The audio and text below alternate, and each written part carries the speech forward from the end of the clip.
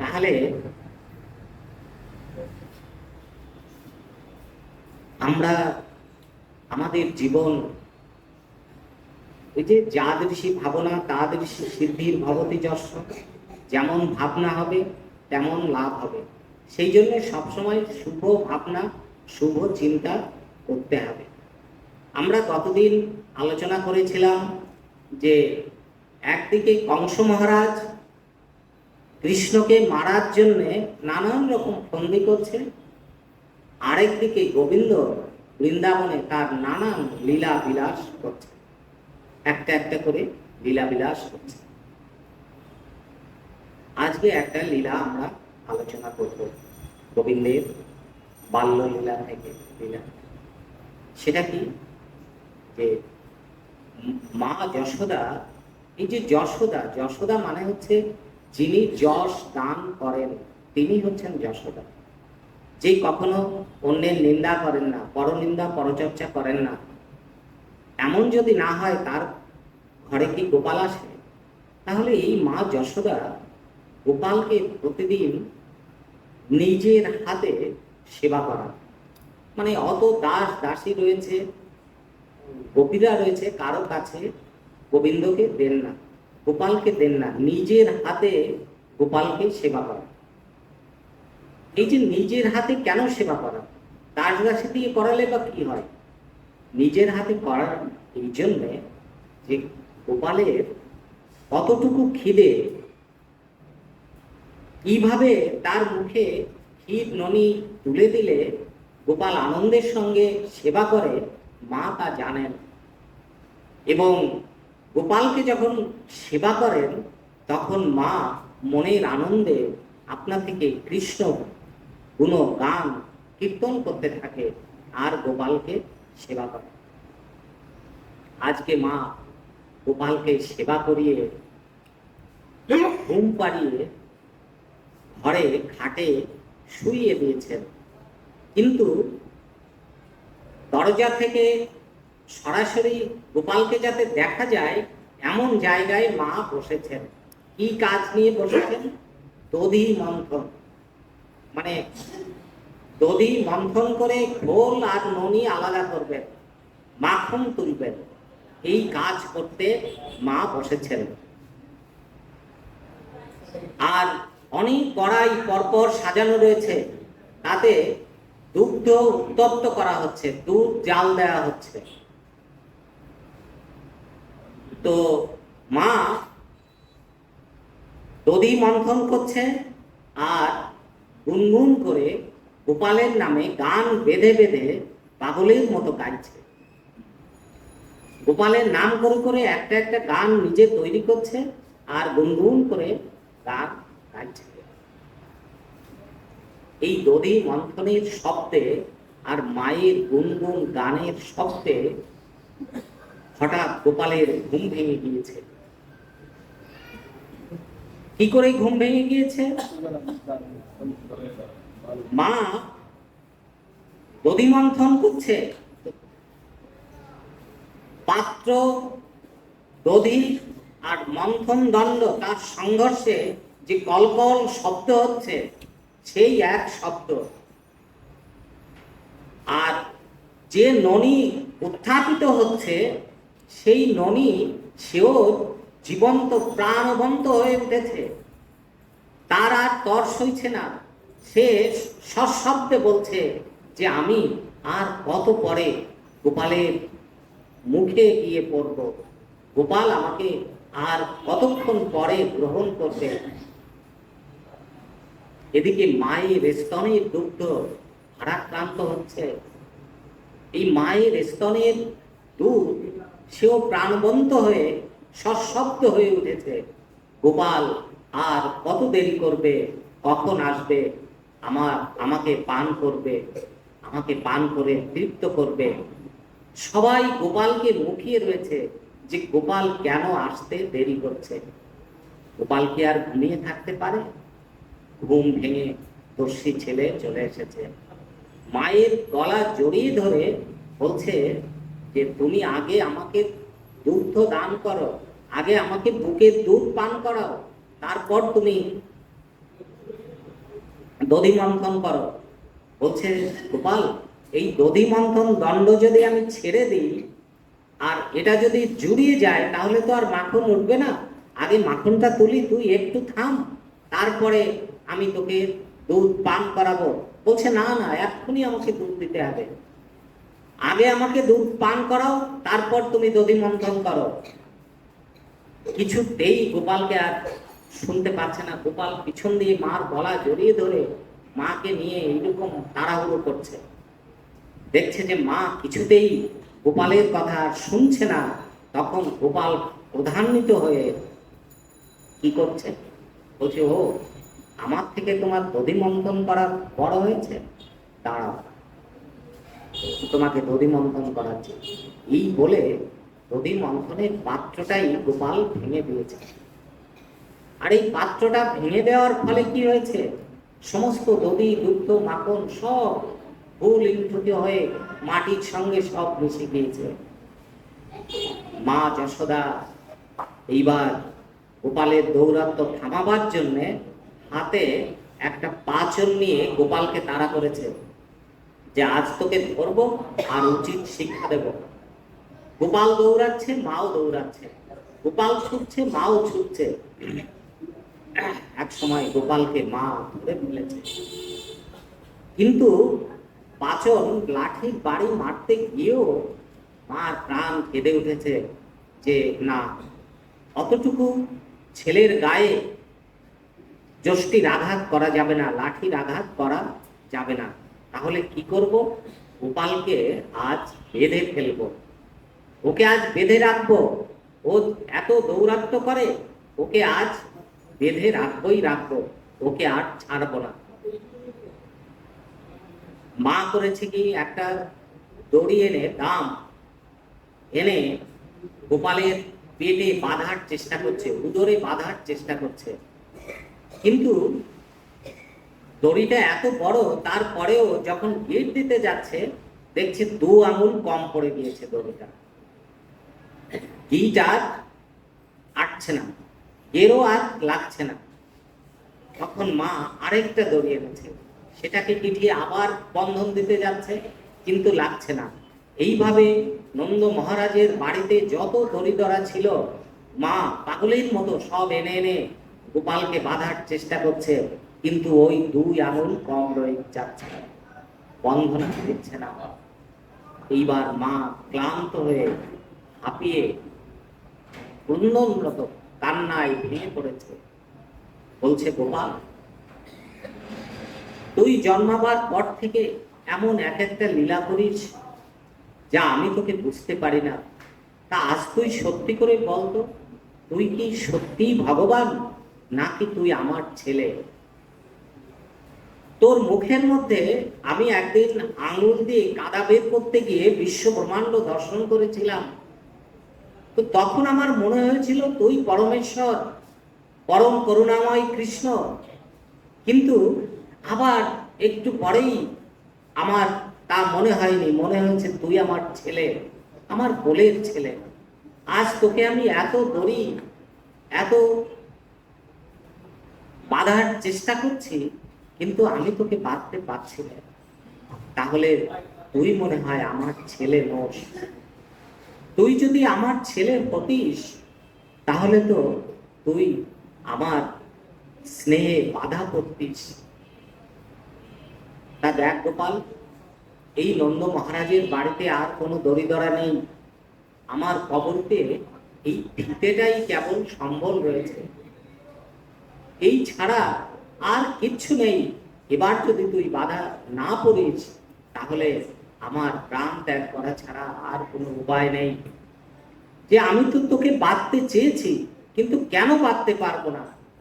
যখন এই যে চুলের ফিতেটা খুলতে গিয়েছে তখন গোপাল মনে মনে বলছে, মা আমি সব সইতে পারি, কিন্তু আমার মায়ের দুঃখ আমি সইতে পারি না।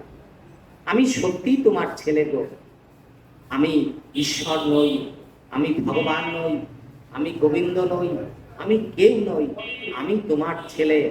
তুমি যখন তোমার কবরী বন্ধন মুক্ত করে চুল বাঁধার ফিতে দিয়ে আমাকে বাঁধার চেষ্টা করছো, আমি নিশ্চয়ই বাধা করব, কিন্তু এতক্ষণ আমি বাধা করিনি কেন জানো? তোমার আমার প্রতি যে ভক্তি, সেই ভক্তিটা 2 আঙুল কম ছিল, সেই ভক্তিটা এখন পূর্ণ হয়েছে, এখন আমি বাধা করলাম, এইবার আপনার থেকে বন্ধন এঁটে গেল, ইট এঁটে গেল। মা দেখছে যে গোপাল বাধা করেছে, এইবার আর গোপালের মহিমা কিচ্ছু মনে নেই।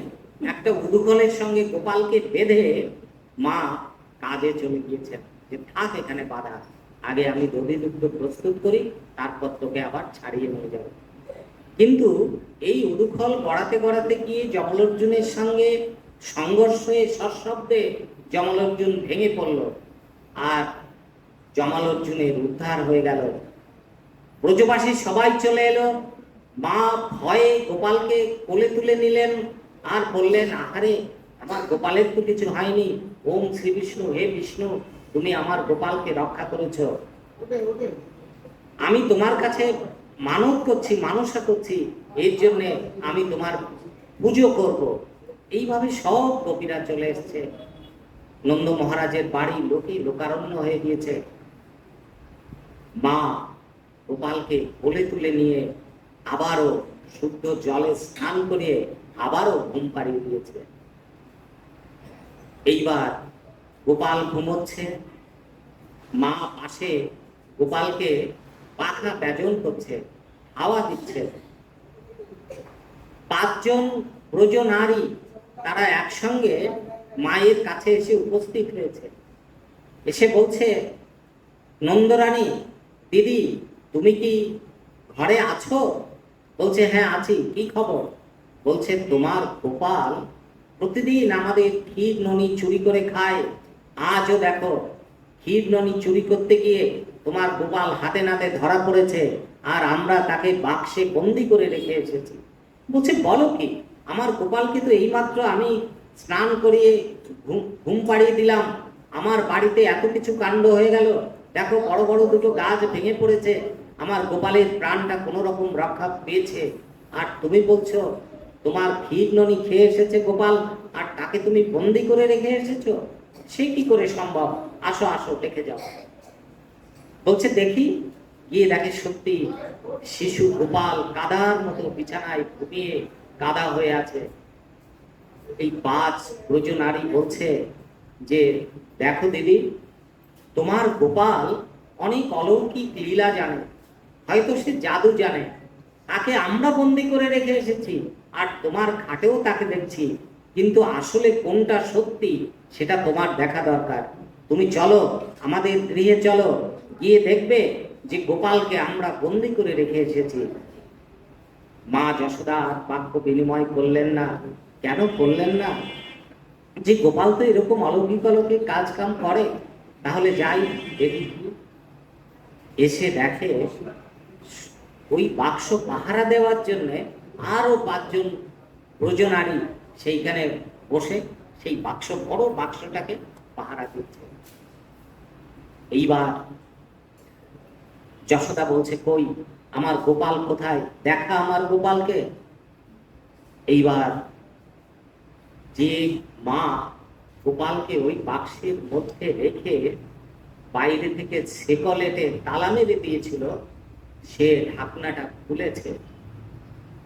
ঢাকনাটা খুলে যখন বৃন্দাবনে বড় বড় বাক্স থাকে, আপনারা গেলে দেখতে পাবেন, এই বাক্সের ভিতর থেকে গোপালকে যখন তুলে এনে দাঁড় করিয়ে দিয়েছে, তখন সেই মা দেখছে যে ও কৃষ্ণ গোপাল নয়, যশোদার ছেলে নয়, ও তার নিজের ছেলে।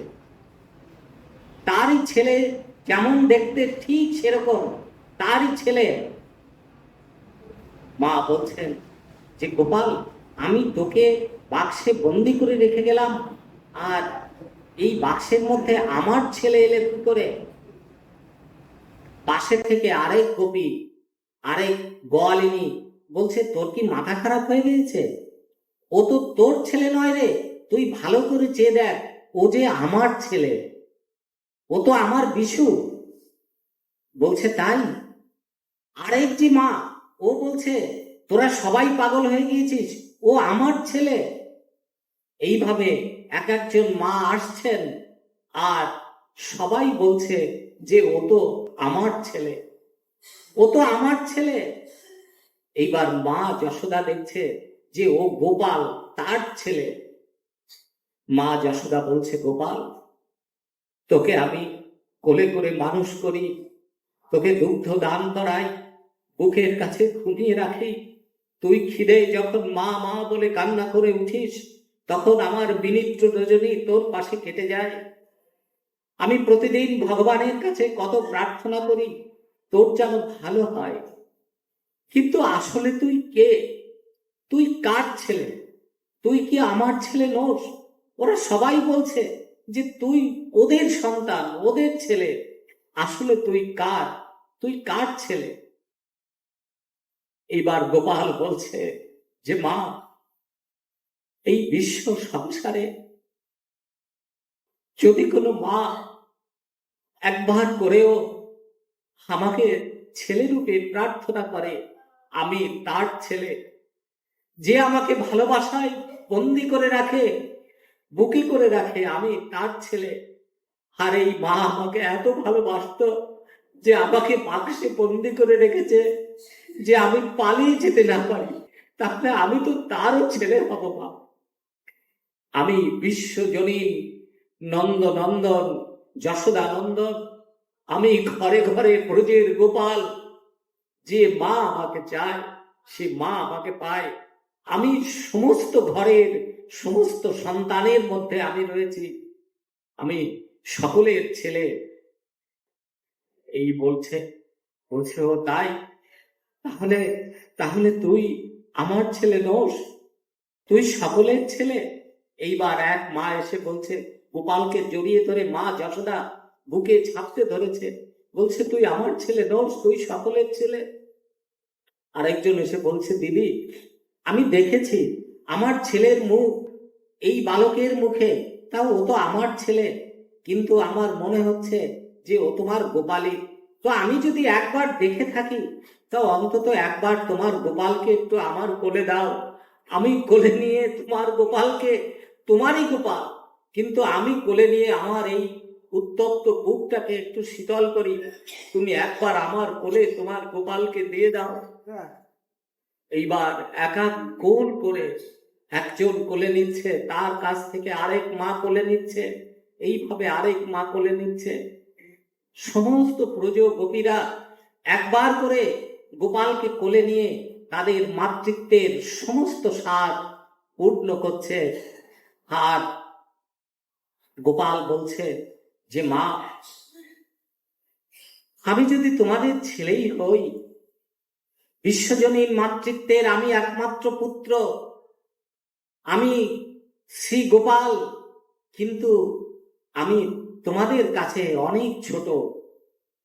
আর সেই জন্যে তোমরা আমাকে আশীর্বাদ করো, যে জন্যে এই ব্রজে আমার আশা, সেই আশা যেন আমার পূর্ণ হয়। তোমরা আমাকে আশীর্বাদ করো যে যে জন্যে মানুষ হয়ে এই ব্রজধামে আমার আশা, সেই আশা যেন আমার পূর্ণ হয়। এই বলে আজকে গোপাল সমস্ত ব্রজগোপীর পায়ে নিজের মাথা ঠেকিয়ে, চরণ ঠেকিয়ে প্রণাম করছে, আর তাদের চরণের ধুলি মাথায় করে নিচ্ছে। হরি বল।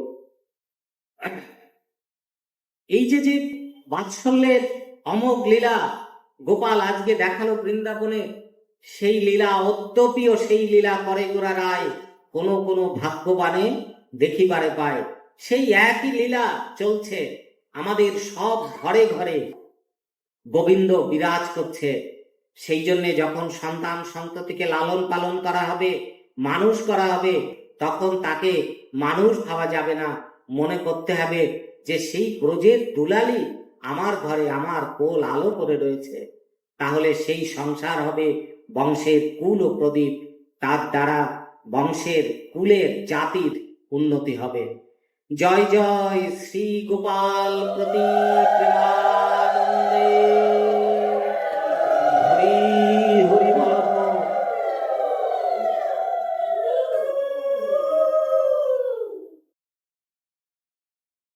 হরি বল, হরি বল।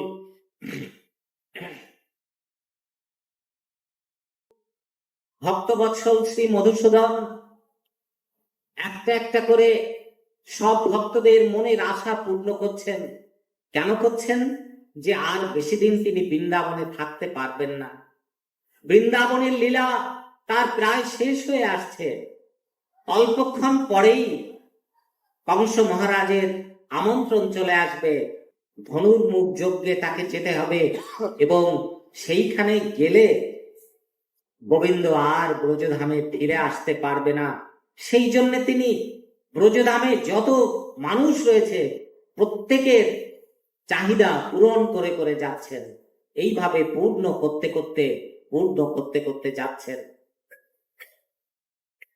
আজকে হয়েছে কি,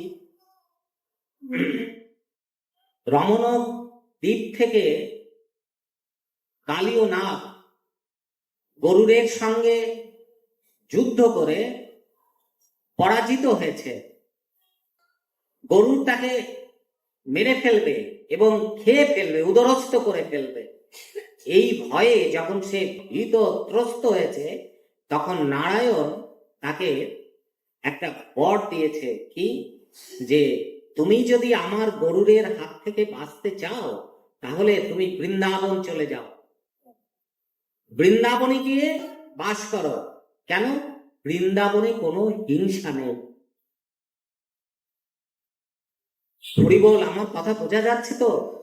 যে তুমি এই পৃথিবীর যেখানে থাকবে, তোমার প্রাণ অন্ত হয়ে যাবে, গরুর তোমাকে অন্ত করে দেবে, তুমি এই রমণক দ্বীপ ছেড়ে দাও, তুমি বৃন্দাবনে চলে যাও। বৃন্দাবনে গরুর তোমাকে হিংসা করবে না। কালীয় নাগ তার পত্নীদের নিয়ে বৃন্দাবনে চলে এসেছেন। কোথায় থাকবেন? যমুনার মধ্যে, যমুনা নদীর মধ্যে একটা বাঁকের মধ্যে একটা হ্রদ তৈরি হয়েছে, একটা সরোবর তৈরি হয়েছে। নদী থেকে বিচ্ছিন্ন হয়ে সেই সরোবরটা একটা বিশাল জলাশয়ে পরিণত হয়েছে। সেটাকেও যমুনাই বলা হয়। সেই জলের মধ্যে এই বিষধর নাগ অবস্থান করছে। আর এই অবস্থান করার ফলে কি হচ্ছে?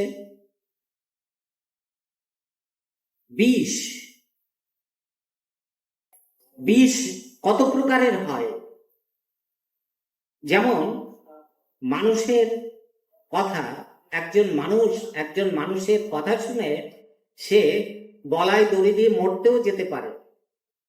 আবার একজন মানুষের কথা সহ্য করতে না পেরে সে বিষ পানেও উদ্যত হতে পারে।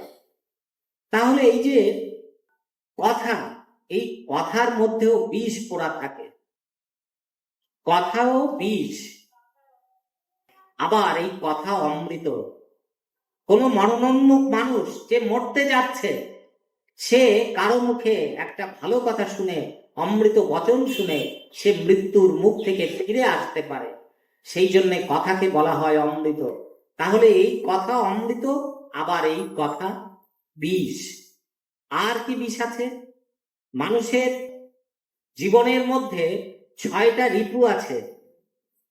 তার মধ্যে কাম হচ্ছে সব থেকে বলবান। এই কামকে বিষের সঙ্গে তুলনা করা হয়েছে। কাম বিষে অঙ্গ জড় জড়, কাম বিষে অঙ্গ জড় জড়। তাহলে এই কামকেও বিষের সঙ্গে তুলনা করা হয়েছে। গীতায় বলা হয়েছে কি? কামনায় আঘাত পেলে ক্রোধের উদ্রেক হয়। মানে কাম যখন বাধাপ্রাপ্ত হয় তখন রাগ বেড়ে যায়, ক্রোধের উদ্রেক হয়। আর ক্রোধ যখন বেড়ে যায় তখন বুদ্ধি ভ্রংশ হয়, তখন মানুষের হিতাই বোধ থাকে না। আর বোধ যখন থাকে না তখন সে মোহগ্রস্ত হয়ে পড়ে, আর মোহগ্রস্ত মানুষের অচিরেই বিনাশ হয়। হরি বল।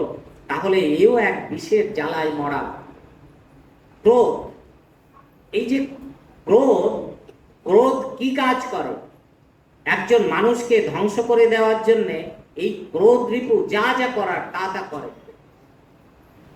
কোন দম্পতি যদি দাম্পত্য জীবন যাপন করে আর কোনো পুরুষ যদি বেশি ক্রোধান্বিত হয়, যত সে রেগে যাবে তত তার বীর্য তরল হবে, সিমেন ওয়েস্টেজ হবে, সে তার দাম্পত্য জীবন ফ্লপ হবে। দাম্পত্য জীবনের যে পারমার্থিক প্রেম ও রস আস্বাদন তার দ্বারা হবে না। তার একমাত্র কারণ হচ্ছে ওই যে ক্রোধ, যেটা কামনায় আঘাত পেলে মানুষের উৎপন্ন হয়। এই ক্রোধ নানানভাবে আসতে পারে, কারো আচরণ থেকে আসতে পারে, কিছু খাদ্য খাবার থেকে আসতে পারে। আপনারা জেনে নিন, আমরা এই যে পেঁয়াজ, এই পেঁয়াজটা হচ্ছে একটা ওষুধি ভেষজ সবজি, মানে এর মধ্যে প্রচুর ঔষধি গুণ রয়েছে। আর কি রয়েছে এর মধ্যে? প্রচুর আয়োডিন রয়েছে। আয়োডিন, যদি কোনো মানুষের শরীরের মধ্যে বেশি আয়োডিন জমা হতে থাকে তাহলে তার ক্রোধ বেড়ে যায়।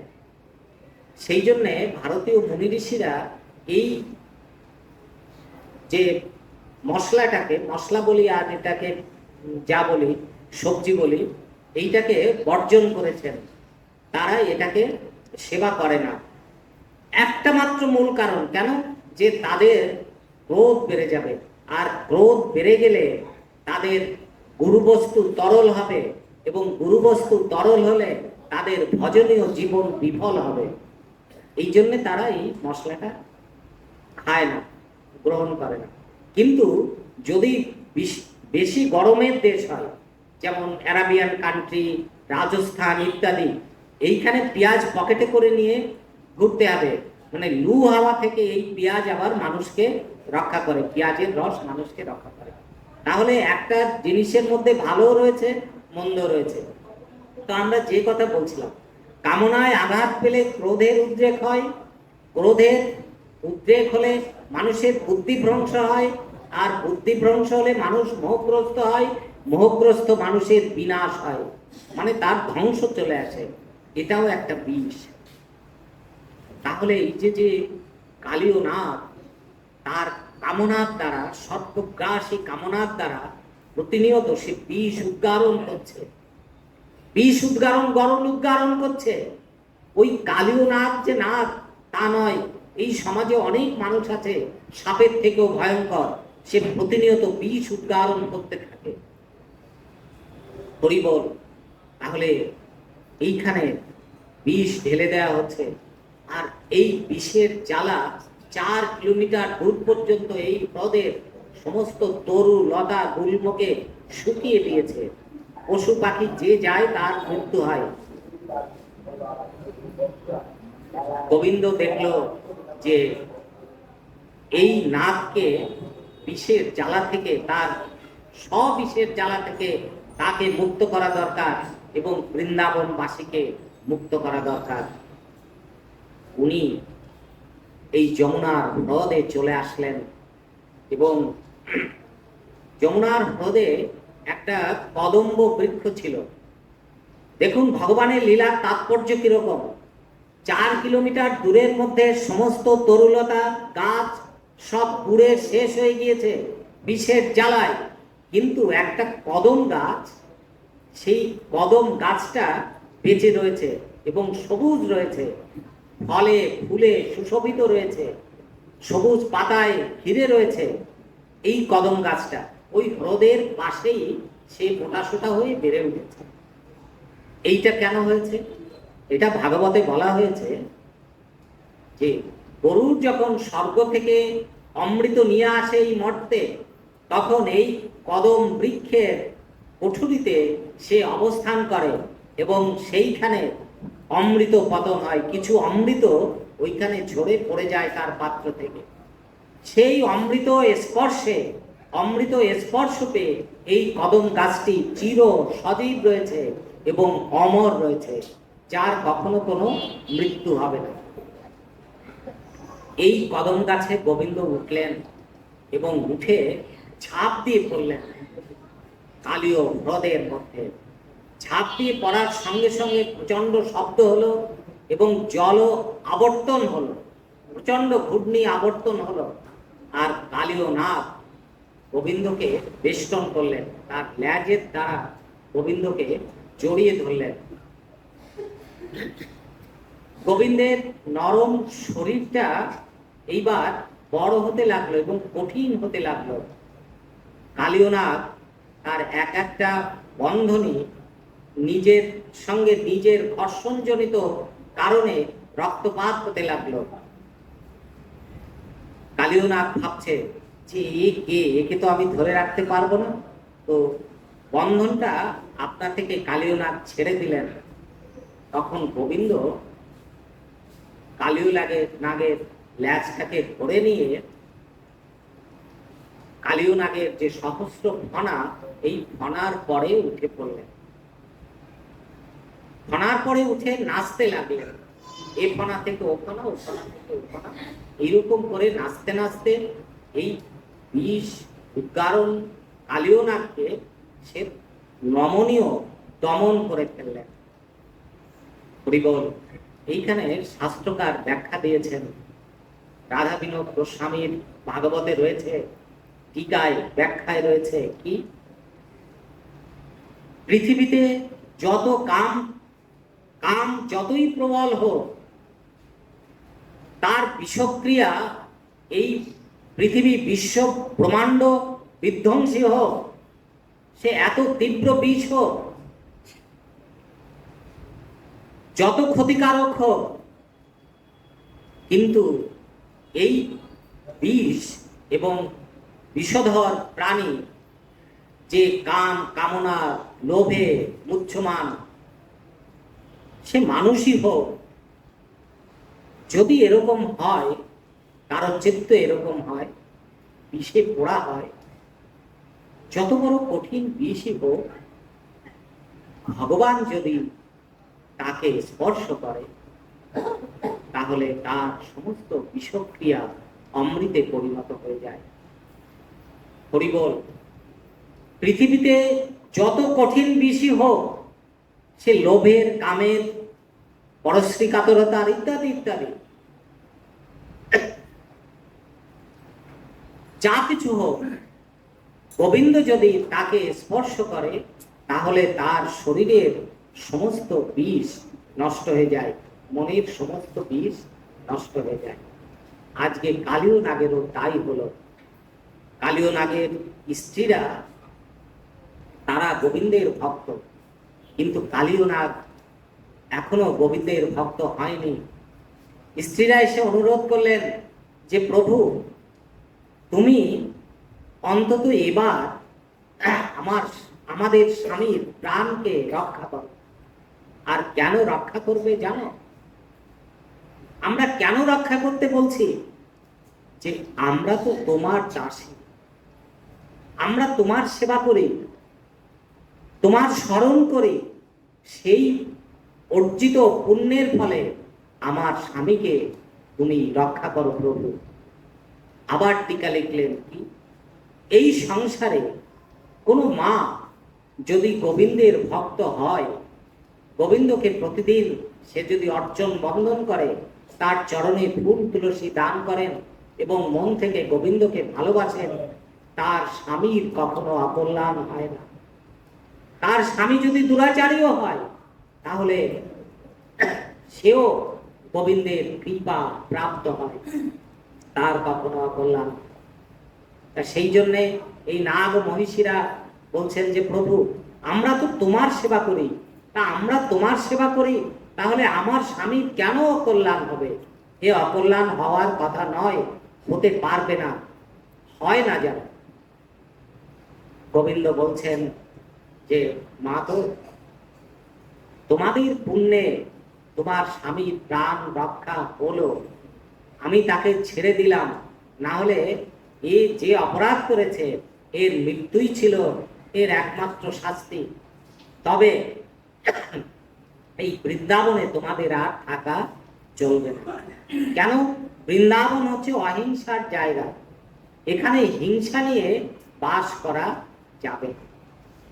তাহলে কালীয়নাগকে নিয়ে তোমরা আবার সেই রমণক দ্বীপে ফিরে যাও, সমুদ্রের মধ্যে, সেইখানে আবার ফিরে যাও। কালীয়নাগ বলছে প্রভু, সেখানে গেলে গরুর আমাকে প্রাণে মেরে খেয়ে নেবে, আমি আর বাঁচতে পারবো না। বলছে যে না, গরুর আর তোমাকে, তোমার কাছে আসবে না, গরুর আর তোমাকে উত্ত্যক্ত করবে না, তোমাকে প্রহার করবে না। কেন জানো? তোমার প্রতিটি মস্তকে আমার পায়ের চিহ্ন আমি এঁকে দিলাম। গরুর যখন আমার পদচিহ্ন তোমার মস্তকে দেখবে, তখন গরু তোমাকে আর আক্রমণ করবে না। হরি বল। দেখুন, বনের প্রাণী, হিংস্র প্রাণী, পশুকুল, তারাও গোবিন্দের কৃপা পায়। আমি শুধু গোবিন্দের কৃপা থেকে বঞ্চিত, আমার কেন কৃপা হয় না?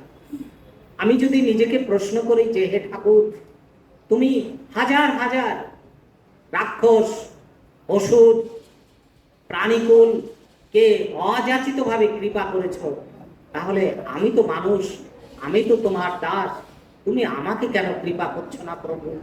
তুমি আমাকে রক্ষা করো, তাহলে গোবিন্দ নিশ্চয়ই আমাদের রক্ষা করবে। জয় গৌর হরি।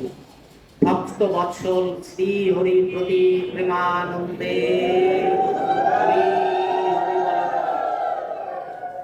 হরি বল।